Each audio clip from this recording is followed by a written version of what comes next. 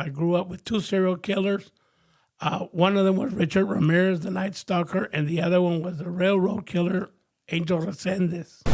I started using drugs when I was 8 years old. And all of a sudden, they put some things on my chest, and they said, clear, 300, clear. She said, okay, goodbye, Mr. Lawrence. And she yanked that ventilator out of me. I wrote down, am I going to a room with a bigger TV? And she said, no, I don't think so. I don't think that where you're going, they have big TVs. So I said, okay. Here's a quote from a movie. There's no escaping reason, no denying purpose. For as we both know, without purpose, we would not exist. It is purpose that created us, purpose that connects us, purpose that pulls us, that guides us, that drives us. It is purpose that defines us, purpose that binds us. End quote. So, why were you created? When you look back over your life, do you see purpose? Do you see meaning? Has God saved you from anything? These are the really deep questions that I want to ask our guest today. I'm Eric Hutchinson. Welcome to the If Nothing Changes podcast. I'm really excited to talk with our guest today. And so let's get into it, shall we? So, hey, friend, how are you? And why don't you introduce yourself and tell the listeners who you are and where you're from? I'm Ronnie Jo Lawrence, and I've been here in Arkansas for the past 15 years, and I live in Centerton, Arkansas. Well, welcome. Glad to have you here today. So, Ronnie Jo, why don't you tell us a little bit about your past as far as like where you're from? Tell us a little bit about your family, your mom, your dad, your brothers and sisters. So tell us a little bit about Ronnie Jo growing up. I had a great mother and father who really cared for us and provided for us. I have two brothers, well, total of three, but one passed away, and right. I have one sister. My father was a mechanic for Texaco, and my mother used to work at a restaurant. And so were you the youngest or the oldest? Or I was the second to the eldest. So what was it like? Did you guys stay in El Paso until what age? I mean, so you were born in El Paso, is that correct? Yes, that's correct. I was born in El Paso, but lived the first 5 years of my life, we lived in Juarez, Mexico. Okay. So what was it like living in Mexico? Well, it's a lot of poverty. Yeah. It was a lot of poverty. I really didn't like it there. We moved to El Paso when I was 5 years old. So you were in elementary school. What were some of the things that happened to you in elementary school? Anything that you can remember? There was a lot of fighting all the time. I fought all through my elementary. Growing up in El Paso, Texas was really hard. I grew up in the projects, a lot of gang members and a lot of drugs. I mean, the projects were infested with drugs. I grew up with two serial killers. One of them was Richard Ramirez, the Night Stalker, and the other one was the railroad killer, Angel Resendiz. Wow. They are both dead now. That sounds like a really evil association. It sounds like that you had a lot of bad stuff that you were growing up with. Yes, it was. Yeah.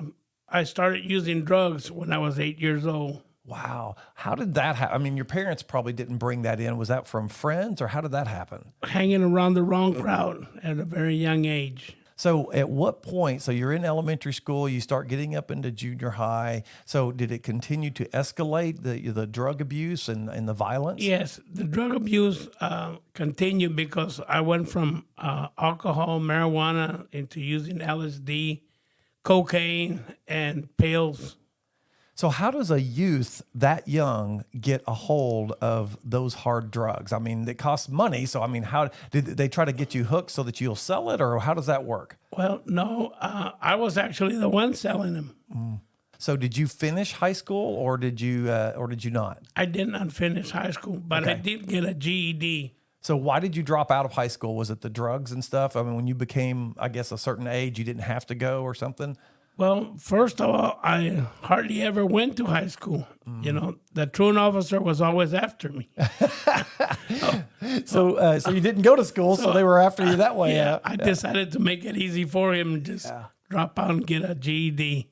So in El Paso, Texas, growing up, were gangs a big thing there? Gangs have always been a big thing there. Okay. So when was your first experience with a gang? How old were you? Well, I was about 8 years old when I joined my first gang. So 8 years old, that's when your drug use started. That's when you got into a gang. And so did the gang kind of become your family at a certain point?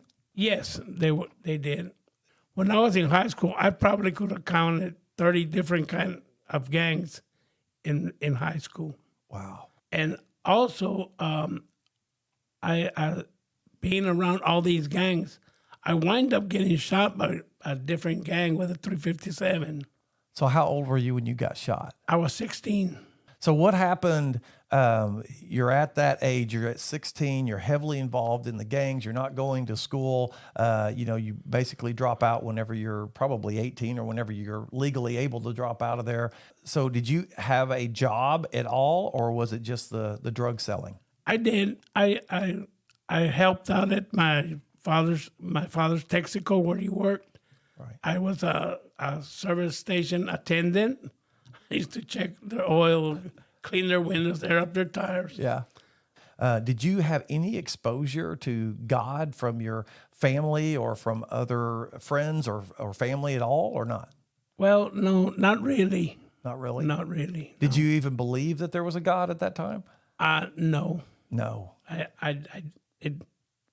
I never knew about God till I was 48 years old. 48. So did you get married before 48? I mean, tell me as you got to a young adult, and did you get married? Did you get married more than once? What was the story there as a young adult? I did get married, and I have a daughter and a son by my first wife.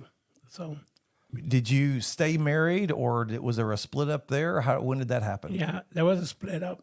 Okay.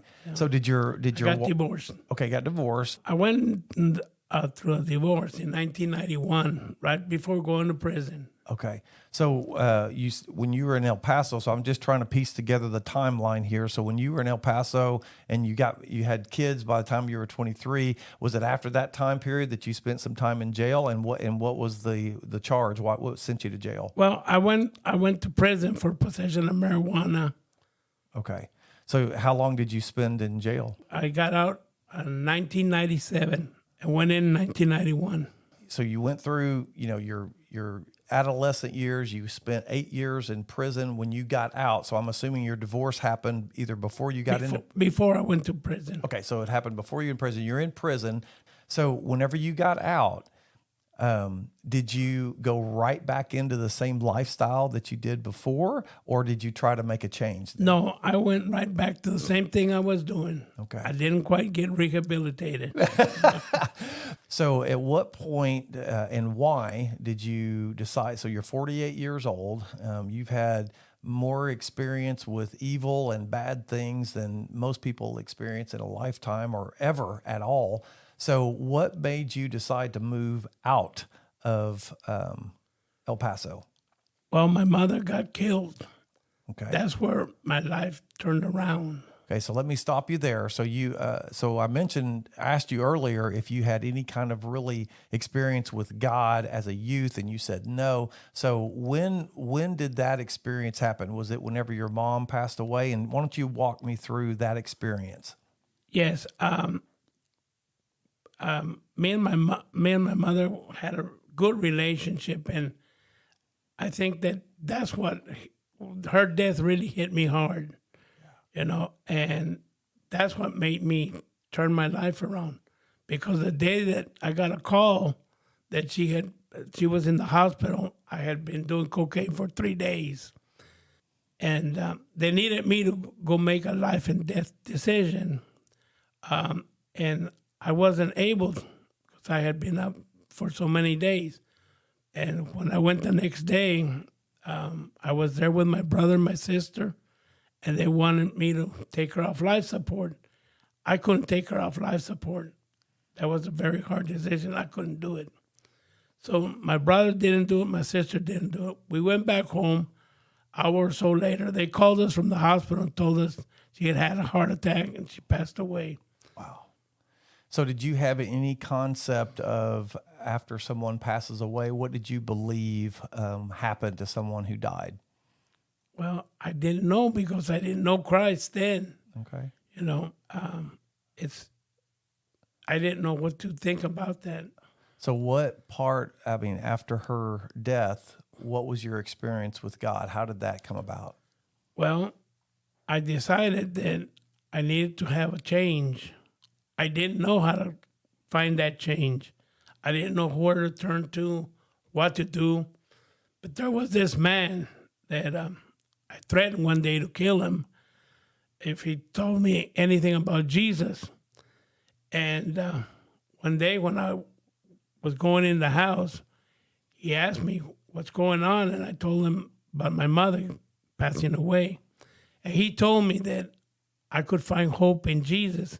Jesus could help me with my grief and with whatever I'd be going through. And he asked me if I knew him, and I said no. And he said, have you been in a church? I said no. And he said, you know what? If you accept Christ into your life, Christ is going to help you.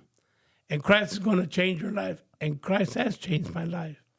So did you believe him whenever he told you that? I had no choice.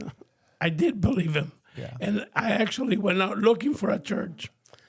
And I came across a street that said, Cristo viene, which means Christ is coming. So I said, so this is a sign of God. This is where I'll turn. And as I went down the road, there was a church, and it said, La Iglesia de Dios Vivo, the Church of the Living Christ. And up to this day, I still carry that card that has the name of the street and the name of the church. And I went in there not knowing what to expect. And what happened when you went in there? Well, I went in there, I sat down, and all of a sudden the music starts. People start running.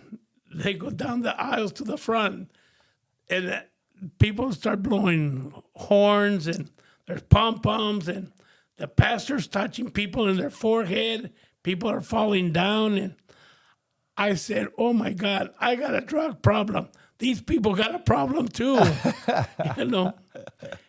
So what happened after that? I mean, what did you decide to go back there, or how did that guide you to God? Well, I did. I kept going there for about a week, and you know, I went for 2 weeks to that church, and after that, I decided that I was going to go to another church where I met a pastor in jail, and he told me about his church. He told me, you know what, come visit me. And I went over there to visit him. I actually got baptized and decided that I would come to Arkansas. So why Arkansas? Because my brother and sister were here. And I decided that this is where I'll try to change my life. So did you get on a plane or did you drive? I actually got on the Greyhound. Greyhound bus. I did. And I went all the way to Oklahoma City. I got off in Oklahoma City. And I visited with my cousins. I told them that I wanted to change my life. And then I flew into Arkansas. Okay. So you flew into Arkansas. Did you live with your brother, or how did you survive here? Well, my sister actually was living in New Hampshire, and she decided she was going to come to Arkansas. And she asked me if I wanted to live with her. So that's why I came. And there's another story that goes along with that, because in around 2006, me and my dad were driving through here, and I remember being drunk and high on cocaine, and I passed through Cross Church, and I turned around and I looked at the crosses, and I said, I've never seen crosses so big ever in my life. Well, needless to say, when I got here, my sister said, I've already picked a church for us. She got an apartment at the Pinnacle Ranch Apartments, and on Sunday when we were going to church, I said, Ivan, you're not going to believe this, but 2006 I was passing through here. I turned around and looked at the crosses, and I can't believe that God has me here now sober. Wow. And I've been going to Cross Church for 15 years. That's the reason I've been coming to Cross Church. Wow. That's amazing that God steered you through that way to your path. That's incredible. So you moved here, you living with your sister, right? So what was your next experience with God? So you started going to Cross Church, right? Now this time you told me that you were hooked on drugs back in El Paso and that you were doing that for us. Were you still involved in drugs here in Northwest Arkansas? No. Okay. Once I came to Arkansas, there was no more drugs. There was no more nothing. I decided because on Friday, it was in 2008, it was April 7th. I walked in through the doors of Celebrate Recovery, which is a recovery program that my brother told me about. I walked in through those doors, and I found out that everybody there had problems. So I fit in just right with it, Yeah. So your brother found out about it or knew about it, and he invited you to it, but you were living with your sister. Is that correct? Right. That's correct. And and then on Sunday, I went to Cross Church. That's when I told her about the experience I have had with Cross Church. And I've been going to both Celebrate Recovery for 15 years and Cross Church for 15 years. So tell me about Celebrate Recovery a little bit. So you went to Celebrate Recovery. So I know that they introduced themselves in a special way there. So how do you introduce yourself at Celebrate Recovery? I am a grateful believer in Jesus Christ, and I struggle with cocaine addiction, gang affiliation, food issues, and codependency, and my name's Ronnie Jo. Oh, I love that. So Ronnie Jo, walk me through a little bit of your experience the first year at Celebrate Recovery. What things were you able to find out about yourself, and how was God able to deliver you from those things? Well, I think that because of Celebrate Recovery and Jesus Christ, I was able to surrender my addictions. I had a 36-year cocaine addiction. I drank beer every day, and I smoked 2 packs of cigarettes a day. And when I walked in those doors and I accepted Christ in my life, I said, I will no longer use cocaine. I will no longer smoke cigarettes, and I will no longer drink beer. God, if you only help me regain my family again. Wow. So tell me about that. How did you regain your family again? Well, it took a lot of hard work because they did not believe me. They wanted nothing to do with me because of my past. And I had promised so many times to change my life, and I kept going back to the same old thing. So there was no hope for me. But when I came to Celebrate Recovery, I found the hope. I found people that were struggling like me. I found people that believed in me. So looking back over your life and looking back, can you see that God was steering you in the right direction? Yes, I found out that that's where God wanted me to be. And I know that God was steering me in the right direction. Wow. So you've told me bits and pieces of your story before, and I wanted you to share with the listeners. So you've had several bouts with death, where death was knocking at the door. So why don't you go through and share a few of those experiences? Well, on one of them, I had been using cocaine for about a week, and I mean, my heart was pumping so hard that it looked like my heart was going to bounce out of my shirt. And actually, I told my mother that something was going on with me, and her and my sister drove me to the doctor's end, which was like an urgent care. Right there, the doctor said, you know what, call EMS. He's not going to make it. And as they were driving me to the hospital, I remember that I stopped breathing. And they said, we're en route with a 28-year-old male. And he has flatlined. And I could hear what they were saying, but I didn't know. I couldn't do anything. And I remember them just tearing my shirt. And all of a sudden, they put some things on my chest. And they said, clear, 300, clear. And then they said, 400, clear. And then they kept calling out numbers, clear. And on the third one, they said, if he doesn't come back, we got to let him go. And I remember hearing everything. That was one of them. And the other one was when they shot me. When they shot me in the leg, it hit an artery. I was bleeding to death. And the other one was when I got broadsided, and my leg was my bones and my leg were messed up from that wreck. I wound up getting gangrene, and I was in the hospital. And I remember when I got to the hospital, I told them that I wanted to sign a waiver, do not resuscitate. So after a while, my sister left to go tell my brother that I was in the hospital. And when I was there, all of a sudden, the gangrene started taking over my body. My body became septic. My kidneys stopped. My liver shut down. And I stopped breathing. Next thing I know, that they stuck a ventilator down my throat. I remember waking up 3 days later, and when I first got there, I had asked the nurse, "Do you think I can get a room with a bigger TV?" And she says, "Well, no. People in the ICU do not get to see very much TV." And I said, "Okay." So next thing I know is that I see everybody coming to visit me, my family, and a whole bunch of other people came to say goodbye to me. I did not know why they were all saying goodbye.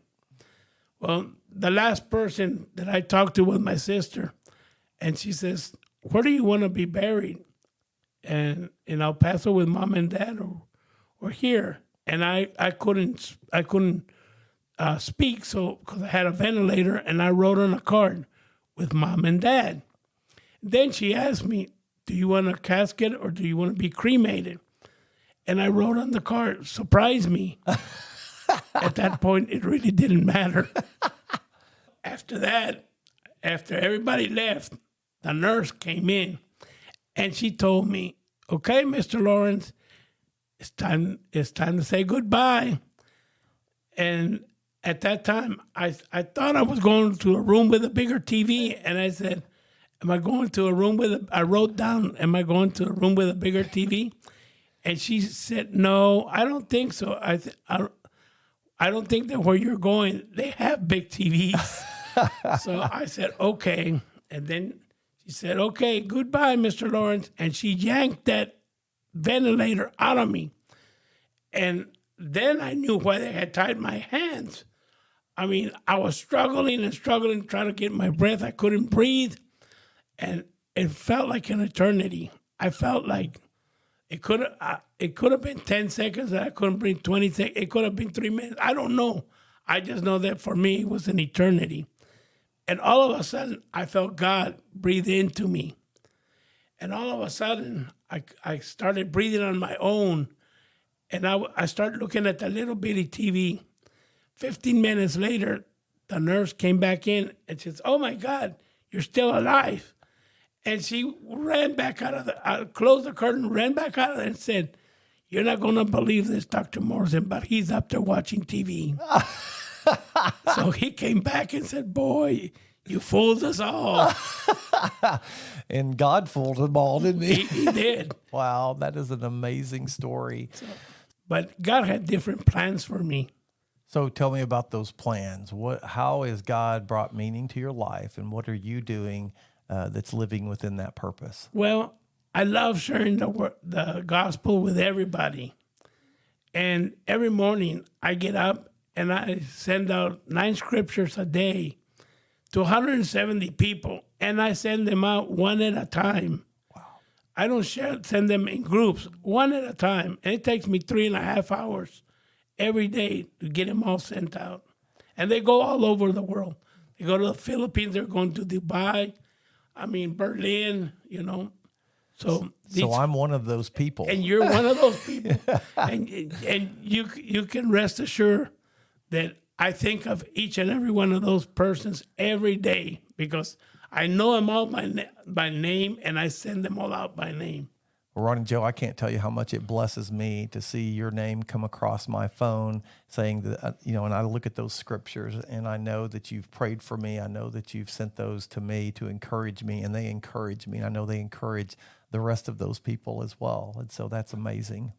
Well, thank you. Thank you, Eric. Amazing. So Ronnie Jo, this is a podcast, and this podcast is going to be listened by hundreds of people. And there may be someone that's listening that's thinking, my life has no purpose.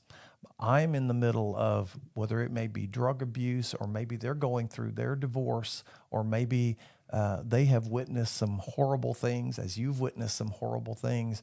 Maybe a tragedy has happened in their life. What would you tell the person that says their life has no meaning, and why should they go on? Well, all I have to do is turn around and look at my life and everything that I went through. And I know that if there's hope for me, there's hope for anybody. Well, Ronnie Jo, thanks for sharing your story with us. Hey, if you are listening today and you feel that your life has no meaning and has no purpose, that's a lie straight from the belly of hell. Your life does have purpose, and God has a plan. Jeremiah 29:11 says, "For I know the plans I have for you, declares the Lord, plans to prosper you, not to harm you, plans to give you hope and a future." Maybe you have tried to make your life go a certain direction, and it has not turned out well for you. Proverbs 16:9 says that we make our plans, but the Lord determines our steps. Maybe you need to go in a different direction. Maybe you need change in your life. But if nothing changes, nothing changes. We'll see you next time.